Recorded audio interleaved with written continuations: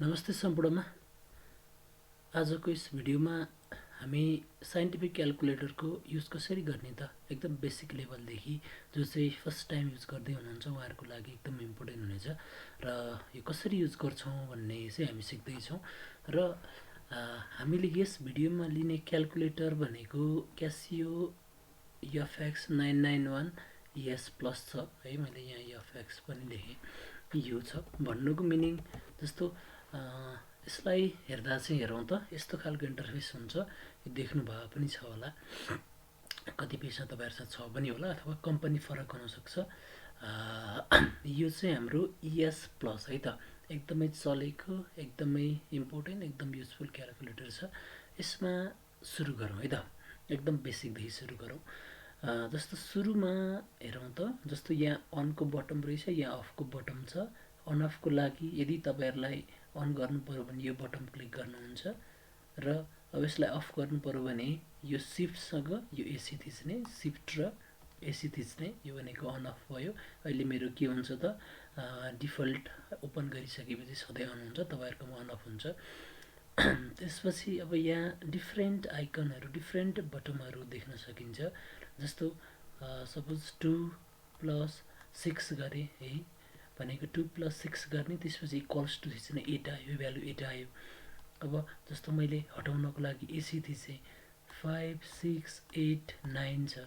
अब यसमा चाहिँ मलाई एक एक गरी हटाउनु पर्यो। सपोज 9 डिलिट गर्नु पर्यो भने डिलिट थिचिन्छ है, होइन मलाई चाहिँ 6 डिलिट गर्नु पर्यो भने यो एरोले अगाडि जाने, त्यसपछि 6 डिलिट गर्ने। सबै कुरा एकैचोटि हटाउन गायब गर्न मन लाग्यो भने एसी थिच्ने भनेको यसरी चाहिँ नम्बरहरू डिलिट गर्न डिलिट बटमको काम चाहिँ हामी यसरी गर्छौँ है। प्लस माइनस मल्टिप्लाई डिभाइड त यो कुराहरू भइ नै हाल्यो।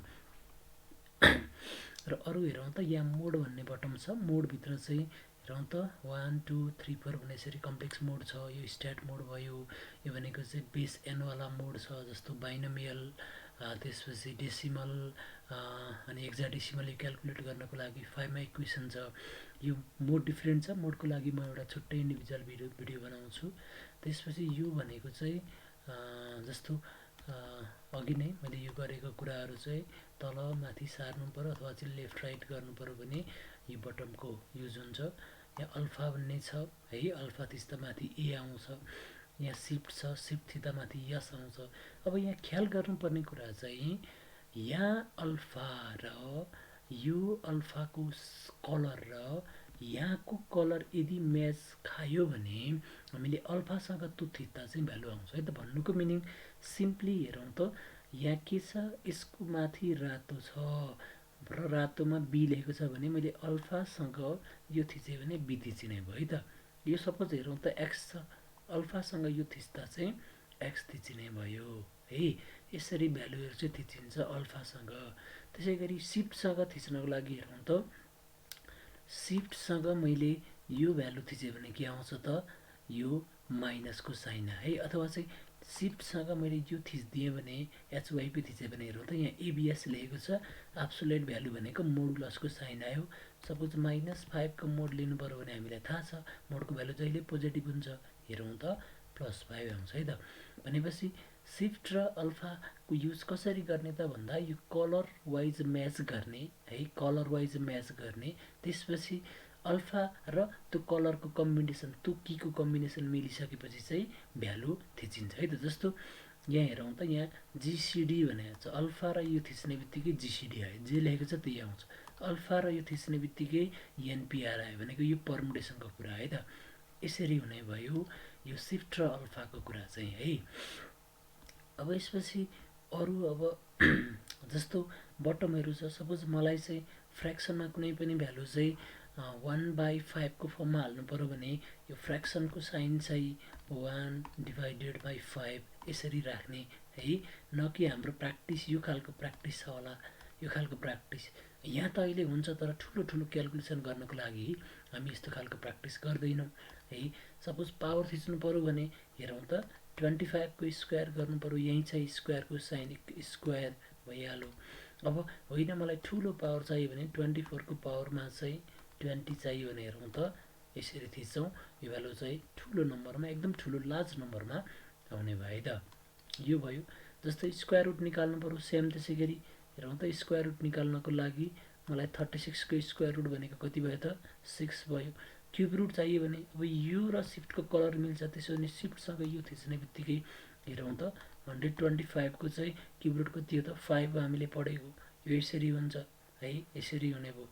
अब होइन मलाई चाहिँ nth रुट चाहियो, पावरमा ठुलो भ्यालु चाहियो भने सपोज मैले के गरिदिन्छु त भन्दा 1 2 3 4 छ अरे, यसको चाहिँ 4th रुट चाहियो भने यसको पावरमा जाने र फ्र्याक्सनको भ्यालु दिने र 1/4 गरिदिने सिम्पली। हेरौँ त स्क्वायर रुट भनेको 1/2, क्युब रुट भनेको 1/3, पावरमा 4th रुट भनेको 1/4, यसको भ्यालु निकाल्दा 5.92 आउँछ। यसरी गरिन्छ है त, यसरी गरिने भयो यो भ्यालुहरू चाहिँ। अनि चाहिँ हामीले हेरौँ त यो बटम हेऱ्यौँ, यसपछि स्क्वायर रुट क्युब रुट हेऱ्यौँ, त्यसपछि यो पावरमा स्क्वायर भयो अथवा चाहिँ पावरमा कुनै पनि पावर, यो कुराहरू हेऱ्यौँ। अब जस्तो ट्रिगोनोमेट्रिक भ्यालु क्यालकुलेट गर्नको लागि मलाई साइन राख्नु पर्यो। हेरौँ त साइनभित्र चाहिँ 60 को भ्यालु कति आउँछ, सरी 60, यसको भ्यालु हेरौँ त कति छ, साइन 60 को भ्यालु -0.30 आयो। अब यो हेरौँ त यो किन यस्तो आयो भन्दा यहाँ माथि हेर्ने क्यालकुलेटरमा आर लेखिरहेछ है, यो आर लेखेको छ भन्नुको मिनिङ यो के हो त क्यालकुलेटर रेडियनमा छ है, रेडियनमा छ। त्यसको लागि के गर्ने त पहिला नम्बरमा यो क्यालकुलेटरलाई डिग्रीमा राख्ने, अथवा चाहिँ होइन रेडियनमै भ्यालु क्यालकुलेट गर्नु छ भने साइनभित्र हेरौँ त 60 भनेको डिग्रीमा भयो, रेडियनमा के लेख्छ त पाई/3 लेख्छ है त। पाई लेख्नको लागि पाई यहाँ छ है, पाई थिच्नको लागि सिफ्ट र यो भ्यालु थिच्ने पाई/3, यो लास्टको ब्राकेट क्लोज नगर्दा पनि हुन्छ। यसको भ्यालु चाहिँ √3/2 भनेपछि साइन 60 को भ्यालु √3/2 हामीले पढ्दै आएको। सपोज 1045 को भ्यालु भनौँ त 45 थिच्न के गर्ने, अब पाई/4 थिच्ने, यो भ्यालु 1 हो, 1 पढेको, यसरी हुने भयो है त, भ्यालुहरू यसरी आउँछ। र हेरौँ त मलाई पाईको भ्यालु निकाल्न मन लाग्यो भने सिफ्टसँग यहाँ इन्टु 10⁻x पाई थिच्ने, यसको भ्यालु चाहिँ पाईको भ्यालु कति छ त यहाँ आउँछ 3.1415, यसरी भ्यालु आउँछ है त, यसरी हुने भयो। र अर्को कुरा सपोज मलाई 10/3 हेरौँ त 10/3 को भ्यालु निकाल्नु पर्यो भने यो के आयो त फ्र्याक्सन नै आयो। अब यसलाई मलाई डेसिमलमा चेन्ज गर्नु पर्यो भने हामी के गर्छौँ त भन्दा यहाँ डिलिटको माथि यास अनि यो एरो डी लेखेको छ, यसमा प्रेस गर्ने, यो भनेको 3.3 बार भनेको छ, यो भनेको चाहिँ रिपिट भइरहेछ भनेको 3.33333 यसरी हुने भयो त। भनेपछि यसले चेन्ज गर्दो रहेछ सिम्पली। हेरौँ त मैले एकचोटि प्रेस गर्दा यो भ्यालु आयो, दुईचोटि गर्दा यस्तो आयो, तीनचोटि गर्दा चाहिँ यस्तो भ्यालु आयो त, यो केले दिन्छ त यसले दिने रहेछ।